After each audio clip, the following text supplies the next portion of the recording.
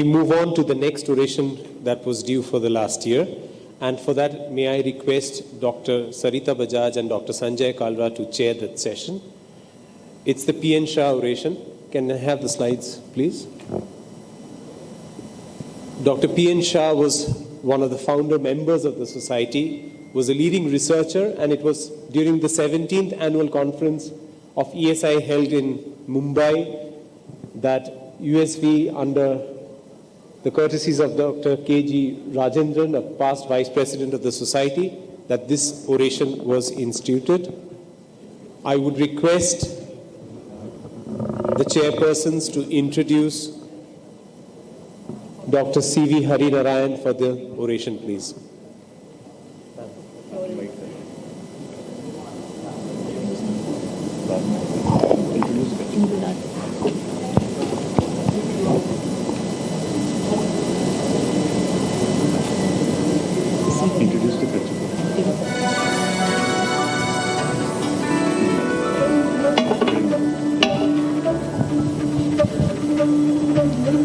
Good morning, everyone.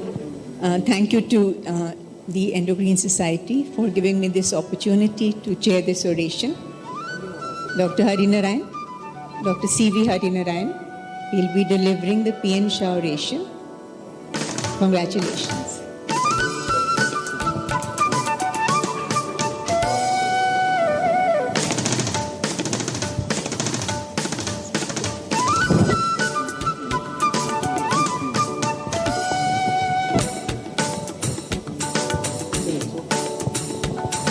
My interaction with Dr. C.V. Harinarayan goes way back to 1993 when I joined endocrinology in AIMS. So Dr. A.C. Amini's room or chamber was just opposite. We used to sit at the chamber, obviously the chamber just in front of hers. And we used to be two senior residents at that time in a room. And I was sharing the room with Dr. C.V. Harinarayan. So in a way, he's been my mentor in endocrinology when we just started. So I have known him way back since 1993, and we have been in touch ever since. So I know he's done a lot of work on bone health. Okay. He's the first to document low vitamin D levels in the Indian population, conducted the first and only population based in villages in Andhra Pradesh, the first to document low dietary calcium levels in rural, urban, and the metro population in South India, first to document fluoride-induced bone damage by bone histomorphometry and renal histology studies, ranked as one of the top 10 scientific developments for the year 2006 by Fluoride Action Network, first to indigenously develop intact PTH IRMA kits along with bark in India, in the process of commercialization, the Make in India concept, Hari Om Ashram Alembic Research Award for Operational Research by MCI, BC Roy Award by MCI Basanti, Devi Amir Chand Prize by ICMR, Sir Shriram Memorial Award by NAMS, the Andhra Pradesh Scientist Award 2006 for Excellence in Medical Research by the Andhra Pradesh Council of Science and Technology. He has been awarded the MMS Shah Oration in 2009 in Essicon and several gold medal orations. He was formerly founder, head and professor, Department of Endocrinology, SWIMS, Tirupati. He has established the first endocrine department in Tirupati with a DM postgraduate course, Director, Institute of Endocrinology, Diabetes, Thyroid, and Osteoporosis Disorders, Sakra World Hospitals, Bangalore, Karnataka, and Visiting Professor, Department of Medicine and Endocrinology, Savitha Medical College at the Institute of Medical and Technical Sciences University in Chennai, Tamil Nadu. So, Dr. C.V. Harinarayan, congratulations again.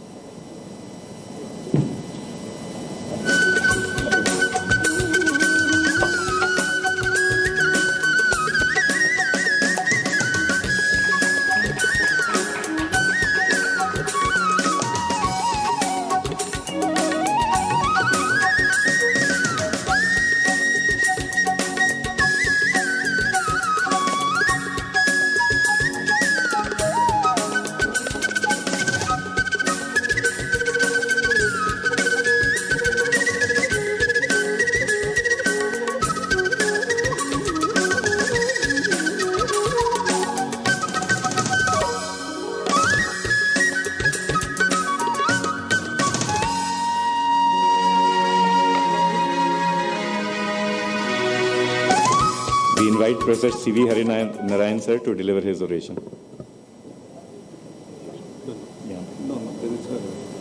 Pointer. The pointer, please. Pointer. Pointer.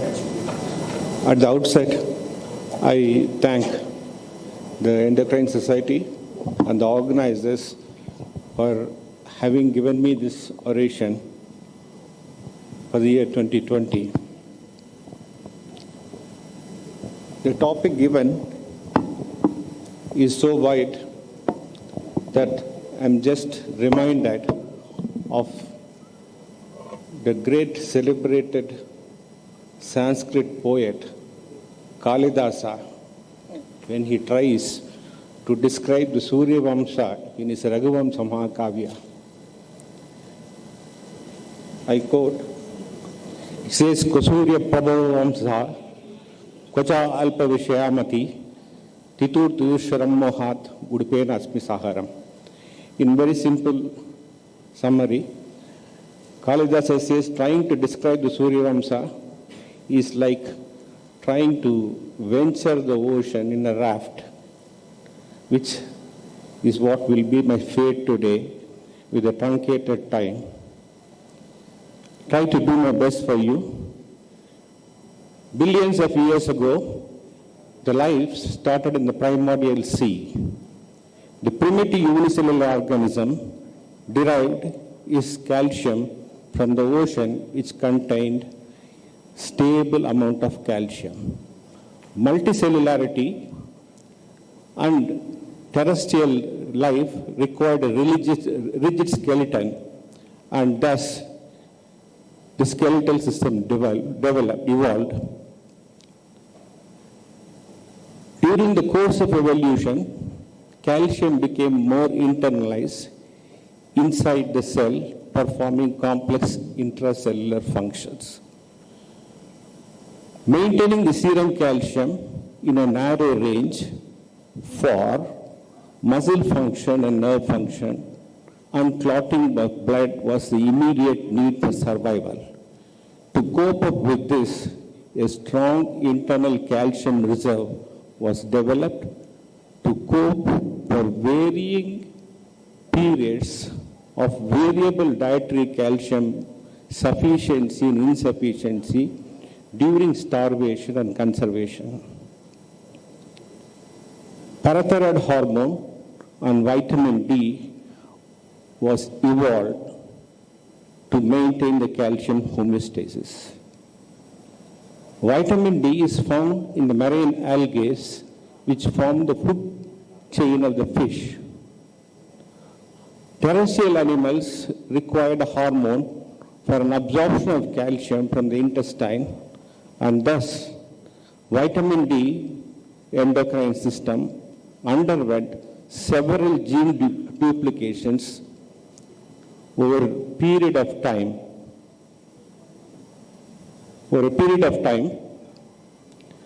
to maintain the calcium from the calcium rigid skeleton while transiting from calcium rich environment of the ocean to the calcium poor terrestrial area. During this period was a time when the man evolved who was a hunter and a gatherer. Gradually, he advanced towards plant and animal domestication in the Neolithic age. During this period, the main source of energy was from the cereals and the legumes and the milk. But the cereals contained a lot of antioxidants. Thus, if you have a bone without a mineral, it will bend. If you have a more without collagen, it will break. In the next few slides, I take you to the bone histomorphometry of the work, what we did in the initial stages when we were trying to establish the vitamin D deficiency and how it was when we were looking at the interactions with the fluoride. A brief, quick introduction. What you are seeing The green one is a calcified bone. Green one is a calcified bone. The red one, what you're seeing is the osteoid, the osteoblasts lined up, and the osteoclasts which are eroding the bone surface. You can even calculate the number of lamella which is bone, which has been eroded, to calculate the erosion depth, and thus you will be able to calculate the static parameters of the bone histomorphometry. This is a magnified version from our own normals which we took. The osteoid which is seen here, which is white, and the erosion with the osteoclast and the osteoid formation here. If you look at the bone histomorph through a monochromatic light, that is a polarized light, you will be able to see the various lamellae as well as the unmineralized portion. And if you can label with double tetracycline over a period of 2 weeks, you get the first label and the second label, and you will be able to calculate the mineralization time and say how long will it take to form the bone. You find the osteoid which is here, which is very narrow, and this is the bone, and this is the marrow.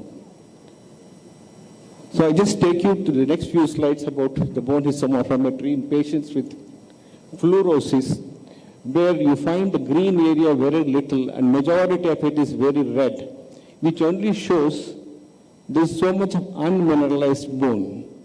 And you also find in between osteoids, that is the interstitial mineralization defect, and the hypomineralized lacuna, which is typical of fluorosis. And when these patients were evaluated, they had very low vitamin D, which I'll show you. This is a higher version of the whole thing. The osteoblasts which are lined, the osteoclasts which are eroding, and the green one is the bone and the lamellar bone. So you find more of red areas. In a normal person who is having enough amount of vitamin D and calcium, you will find more of bone and less of the osteoid. So we try to double label them with tetracycline. We got only one label, and the second label did not occur because the mineralization was not occurring. On the contrary, we found patches of area which we call it as parasite labeling, which you get it, and we try to calculate the mineralization lag time, that is called as a dynamic parameter, which goes to roughly 5,225 days. So if you have such a long duration, just think back on a vitamin D deficient person who has got osseous signs of osteomalacia. The duration of therapy which you will have to give is going to be infinite.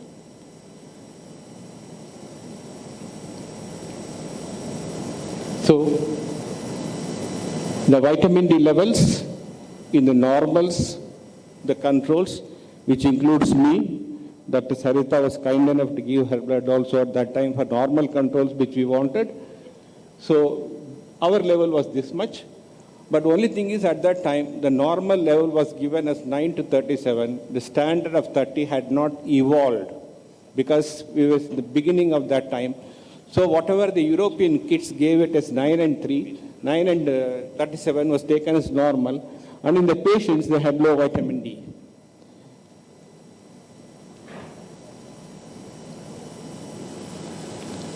Secondary hyperparathyroidism is an inevitable consequence of low vitamin D. In the initial stages, what you find is only an increase in the osteoid surface what you will get. With the progression of vitamin D deficiency, the osteoid becomes white and the mineralization lag time grows to 100. With much severe deficiency, the mineralization lag time crosses to more than 100. So, osteoid maturation is prolonged in osteomalacia. In osteoporosis, it is normal. The defect in osteomalacia is the mineral, whereas in osteoporosis, the defect is in the osteoblast. So, this is how the perfect definition of osteomalacia or vitamin D disease is considered. Stage 1, where there is a calcium malabsorption without histological changes. Stage 2, calcium malabsorption, which is osteoporosis, gradually progressing on to osteoid seams, that is osteomalacia. Stage 3 is vitamin D depletion, which is histological features of osteomalacia. That's the time you find osseous signs radiologically, that is a severe vitamin D deficiency of 10 nanograms and below. Quite a few times you would have seen in our own patients who are coming in the value of 8 or 9 without much of radiological signs. So hence, mild to moderate deficiency is expressed solely as osteoporosis and not as rickets or osteomalacia. This is a tabular form of what you have just been summarized to you. Thus, calcium and vitamin D constitute examples of short and long latency diseases, though at a different level. So the dietary requirements of these are pegged to prevent the index disease, namely the osteomalacia and osteoporosis. So the National Academy of Sciences said, if you have a diet calcium of less than 50 milligrams per 100 calories, will result in osteoporosis. So as an average adult man who gets about 2000 calories of diet should get about 1000 milligrams of calcium, that is the elemental calcium in our diet, which I will show you subsequently. None of us get that. So it becomes imperative when you are treating your vitamin D deficiency, it has to be along with the calcium, otherwise we will never be reaching the target what we have to. So rickets and osteomalacia is primarily a qualitative defect in the bone. Osteoporosis is a quantitative defect in the bone.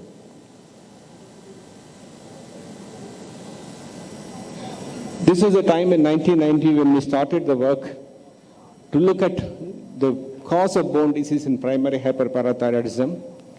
When we just did the vitamin D assays, because everybody had bone disease and everybody had low vitamin D, and we found low vitamin D levels, Professor Kochupulai said, how about the normals? So normals will be the residents, including her and myself, all of us gave. And our vitamin D levels, I have shown it is pretty bad. Fortunately, none of us had osseous signs at that time. This made us start our work about vitamin D as looking at the levels of various villages in and around Tirupati where I started my work. Probably this is the only village surveys so far available in the country. In so many villages we have surveyed to look at the vitamin D status in our population. That's the time the whole country started looking up, and we found that the vitamin D levels were low in not only in Delhi, where we first found out, but also in South India at Tirupati, where we have enough sunshine and we rarely see winters and rains. The range is 30, which is given there, but all of us had low vitamin D, those in the northern latitudes as well as in the southern latitude. Thus,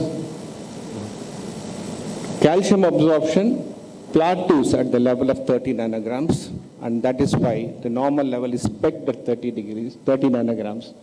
And before that, you have secondary hyperparathyroidism setting in.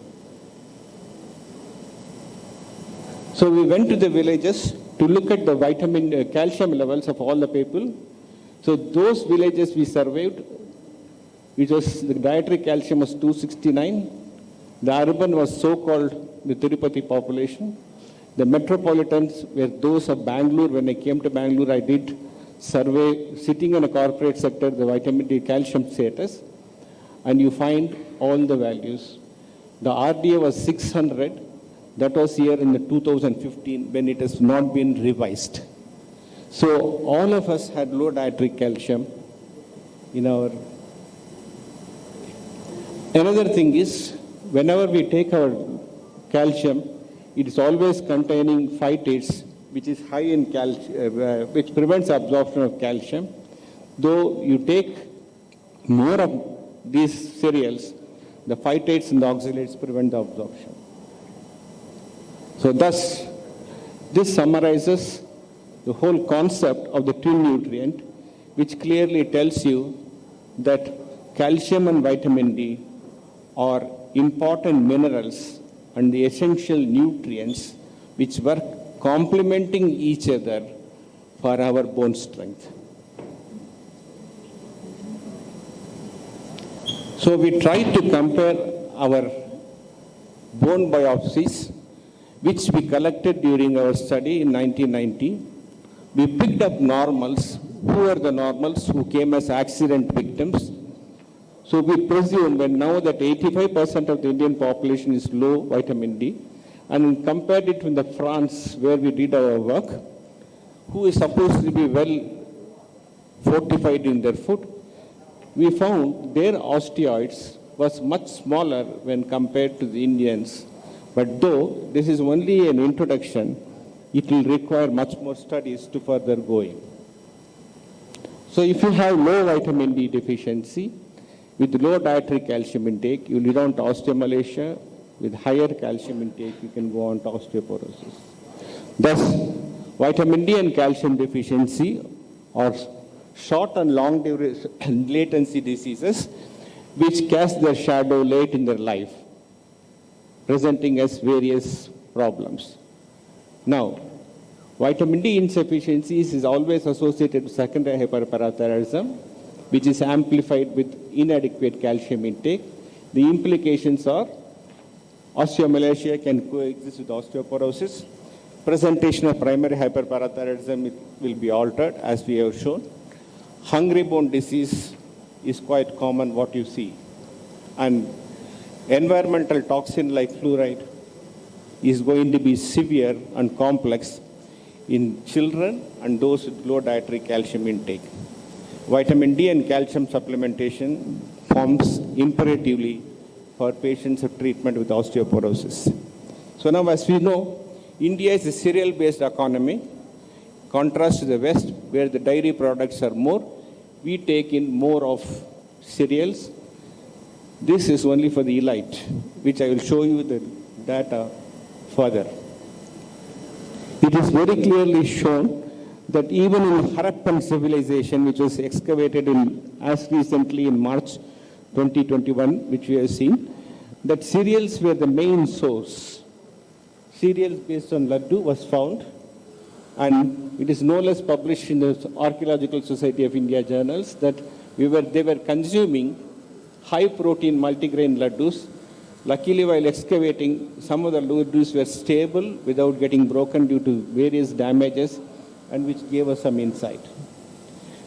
Now I shall be taking you through the data of what we have about our dietary calcium so far from 1995 to 2012 from the National Institute of Nutrition Bureau, the National Sample Survey Organization, NFS, data from NIN dashboard letter, and data from the recent publications. The next few slides will have the following sections. It will be discussed as cereals and millets, milk and milk products, then about the time scale changes, and putting together calcium in toto. Under each section, I'll be just showing you four sections, subsections, of how the dietary calcium is of various age groups, how much each household consumes, how much each state consumes, and how it has declined over the past.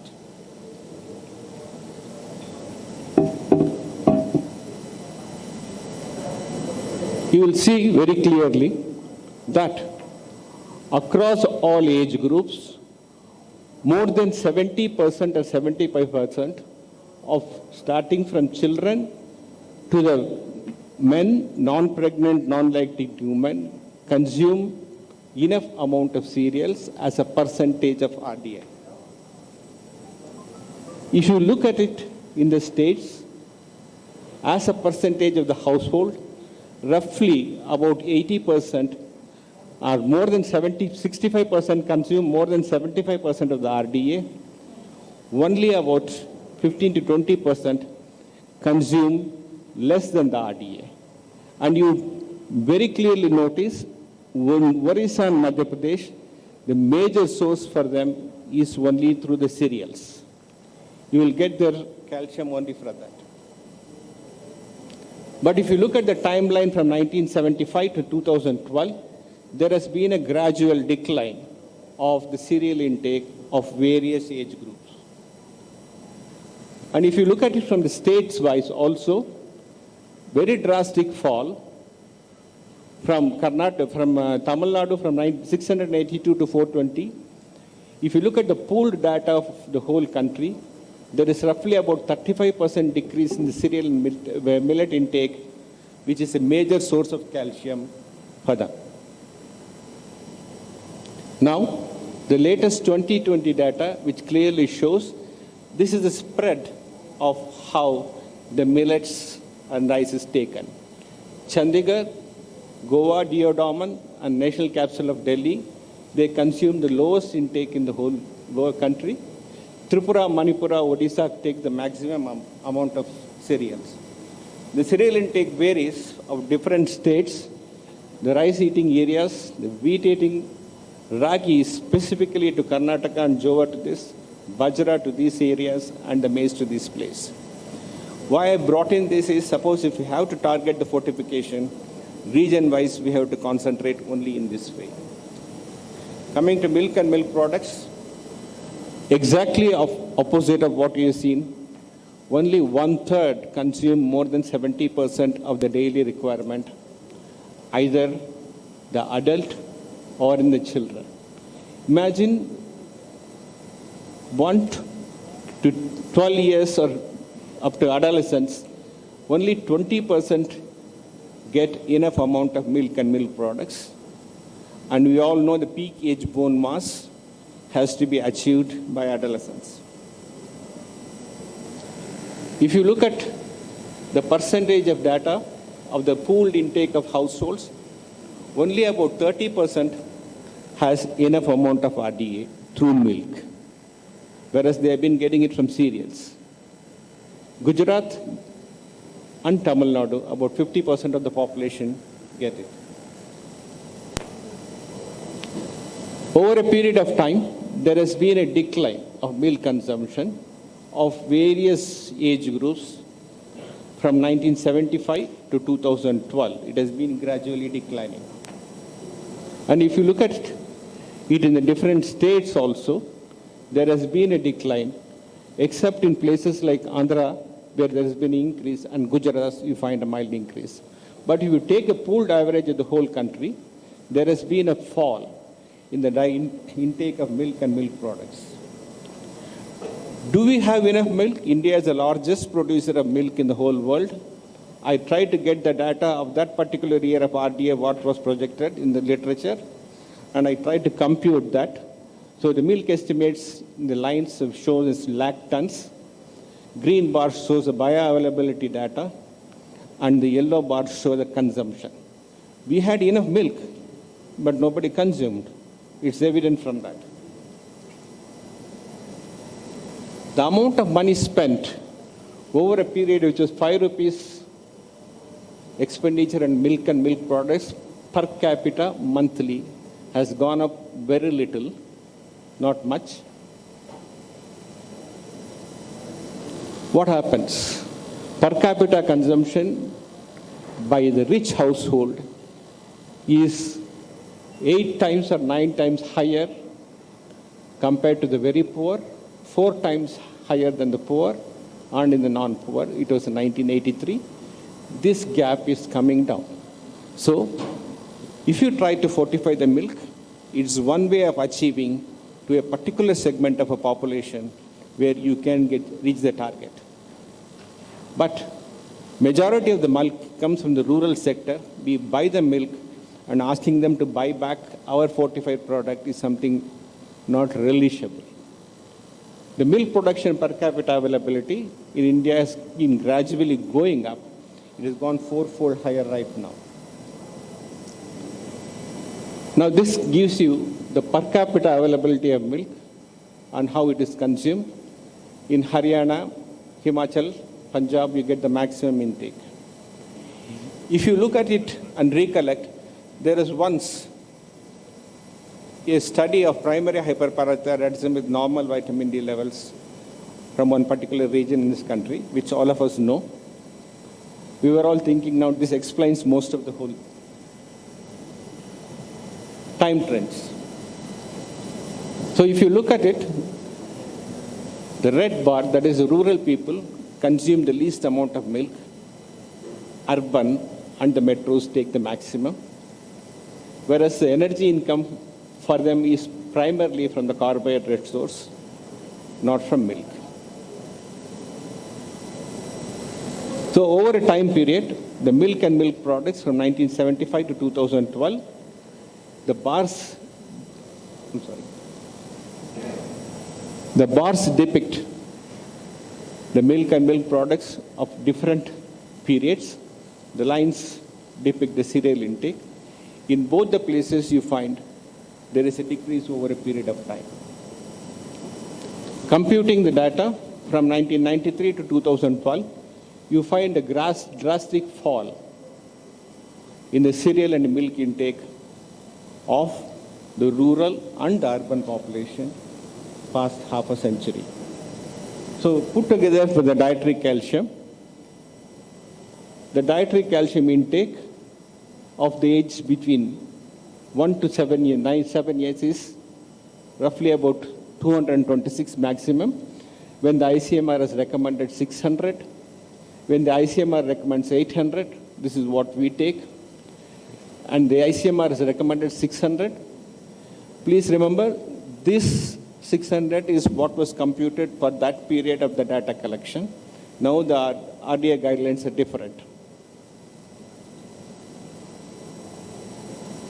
So looking at it, only about 10 to 15% get enough amount of calcium, either through cereals or through milk products of various age groups. This emphasizes the twin nutrient deficiency in Indian population. And if you look at it, the percentage of households, only 1/3 of any household will get it equal amount. So majority of us, about 2/3 of the population, are deficient in vitamin D and calcium. If you look at the time trend, it has gradually come down by roughly about 30%. Places like Karnataka has drastically fallen, Maharashtra and Andhra Pradesh also. If you look at the time trends, again, of various milk products, of the various food intakes, you find the cereals have fallen down, as well as the milk and milk products, which is the main source of calcium for us. And this again gives you an overview of the spread of the dietary calcium intake, where again Haryana and Himachal and Punjab get the maximum, and the lowest intake is in these areas. I have been a very vocal critic of ICMR in many of my publications on writing that the guidelines have not been revised starting from the year 1999. I have been criticizing ICMR, and we have found right from 89, 2010 and 2020, the RDAs have been revised. Now, this is on par with the West. Again, this is an improvement in this age group. Surprisingly, the ICMR has reduced the RDA for this age group. For the pregnant and lactating women, they have equalized to the West. For the postmenopausal women, they are given a specific intake requirement from 800, they have jumped to 1200. Surprisingly, the Western data talks about the men 65 and above. Indian guidelines have been very silent on that. When it comes to the RDA for vitamin, the committee felt that the outdoor physical activity is a means of not only achieving adequate synthesis of vitamin D, but also controlling overweight and obesity in obese population. So they never gave any recommendations. So if you stand in the sun, you should be able to get vitamin D. This was a study done by us by exposing the 7-dehydrocholesterol to sunlight. During 1 year, 3 months we did it, and tried to repeat it in the 2 seasons of the same period. Try to get the meteorological picture which is published online, the amount of clouds above, and we try to show the synthesis of vitamin D. The lines show the zenith angle, the sunlight which falls on our head. The black areas and the white lines show how much of pre-vitamin D is formed and converted, and how much of vitamin D is formed.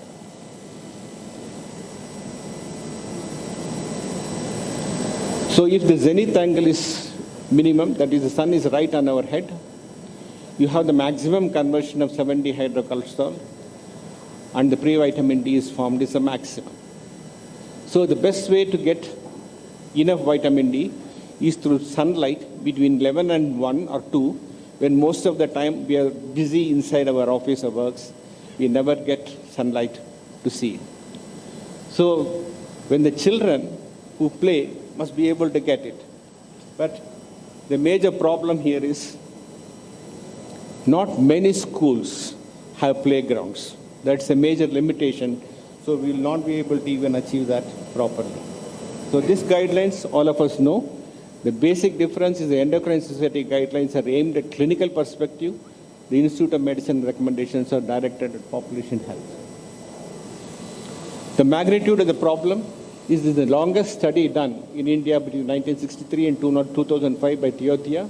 It was shown that 35% of the patients had osteomalacia, 7.6% had rickets, and dietary calcium deficiency of less than 300 milligrams per day induced osteoporosis, and calcium deficiency induced osteoporosis with vitamin D and calcium induced diseases, besides fluoride interaction syndromes.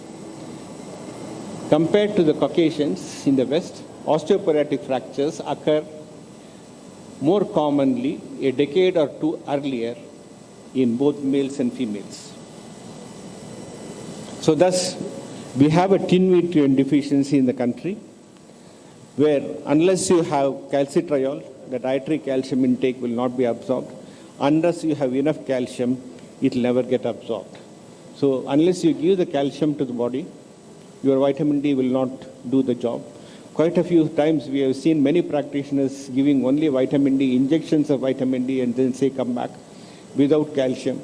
It has done only raised the level, but then it has not corrected the problem of their hypovitaminous D.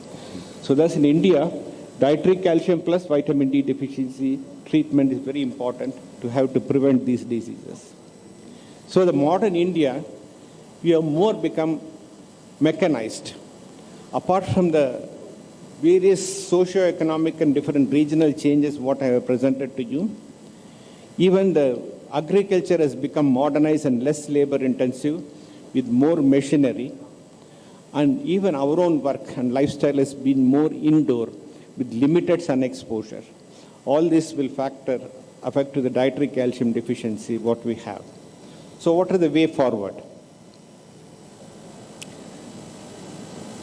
The Indian Social Society Net program addresses three major issues: the Integrated Child Development Scheme, providing supplements at community levels through Angawadi workers, pregnant, lactating women and children, the midday meal schemes, and the targeted public system below poverty line and above poverty line.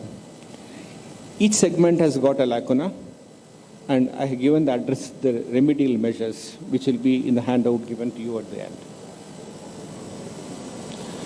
Long-term measures is fortification, whether it's a targeted fortification or a market-driven fortification. But you will find there is a decline in the intake of cereal, which is shifting to rice and wheat in Indian population. So the source of calcium is also going to come down. Presently, there is a mandate to fortify milk, oil seeds, etc. But then, as I showed you, milk consumption is very little. Majority of it gets from cereals. So we have to find a way out for that. So the targeted fortification is very important. So one such place is a public distribution system where majority of the Indian population get their ration, and that will be one place where you will be able to get and address this. Fortification of milk is time tested and validated, but will address only 35% of the population, and the per capita consumption is also very little. The share of money spent on the food expenditure is also very little in Indian population. So the strategies to improve should be awareness of diet diversification for low socioeconomic population, that is inclusion of balanced diet, cereal containing, more with calcium and less with phytates. And majority of them in the rural areas sell their milk for their livelihood. So we fortify the milk, and asking them to buy something which is a bit unrealistic. The lowest income group gets their food from the public distribution system. And with modernization, the per capita cereal consumption has declined in the population, though with monthly per capita expenditure. The money spent per month is more, but the consumption is less. But the best way to get for them is through the public distribution system. Strengthening cereal intake, encouraging dairy products goes a long way in addressing the problem of the dietary deficiency in India. Biofortification is something very important, where it is very, very minimal, highly sustainable, well suited for low-income population, where when you are growing paddy or wheat, you fortify that. So you get whatever rice and wheat everyone buys is fortified with vitamin D and calcium. When I said this 2 years back, I was told, and it was absurd, and I was reminded by our presidential oration that we should work with others. That is true. It is the same scenario what Sarita will remember, that when I said vitamin D deficiency, it was the amount of pressure I found, and Dr. Marwa sitting here will also know.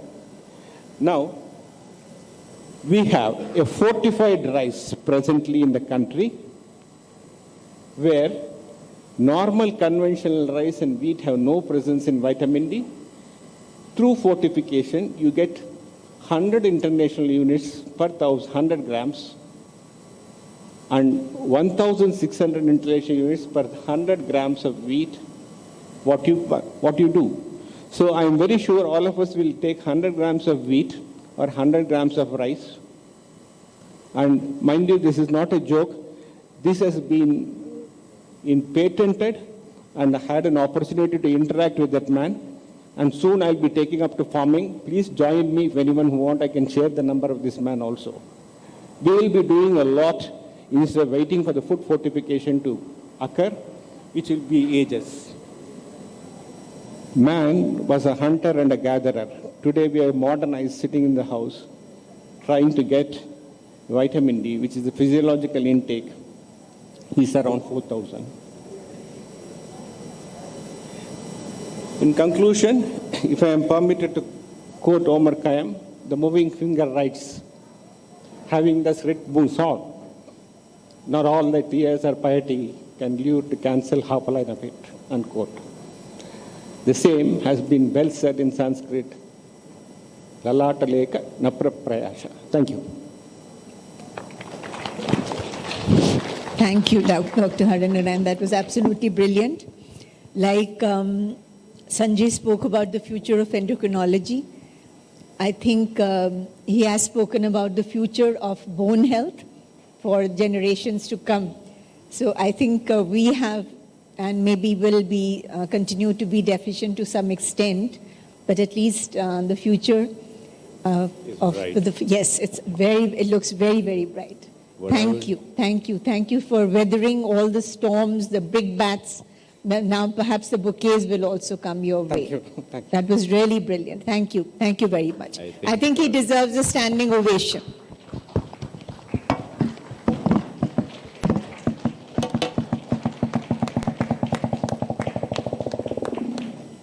Do note the patience and perseverance, the hard work that has gone into this. Also note the focus on what we said was collaboration. In this oration, there was clinical care, research, advocacy and awareness. And then note the focus on interdisciplinary work. Alone endocrinology cannot do it. You need to work with nutrition. You need to work with agricultural science. That's it. Even with the industry for fortification. And if we are all able to work together, actually the future will be bright. Thank you, sir. Thank you. Thank you. So I'll hand over the mic to the organizers now. Thank you. Thank you very much for this opportunity.